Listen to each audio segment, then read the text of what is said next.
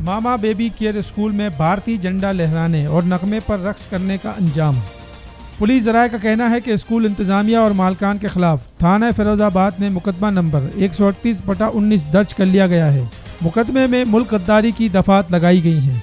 मुकदमा रिजवान अकरम खानज़ादा की मदियत पर दर्ज किया गया है। मुद्दई रिजवान खानज़ादा का कहना था कि वीडियो को देखकर मुल्क व कौम की बदनामी हुई और दिल आज़ारी हुई। स्कूल इंतज़ामिया के खिलाफ भरपूर कार्रवाई होनी चाहिए।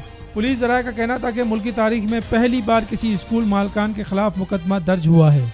निजी स्कूल में भारतीय झंडा लहराया गया और भारतीय नगमों पर रक्स किया गया। झंडा लहराने और नगमों पर रक्स करने की वीडियो सोशल मीडिया पर वायरल हुई, जिसके बाद कानून नाफिज करने वाले इदारे हरकत में आ गए। निजी स्कूल को सील करके पुलिस मोबाइलें तानियात कर दी गई हैं।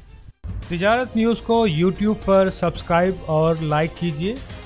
इसके साथ साथ बेल आइकन को भी लाजमी क्लिक कीजिए ताकि आप तक पहुंच सकें हमारी तमाम मुनफरिद खबरें जो आप देखना चाहते हैं।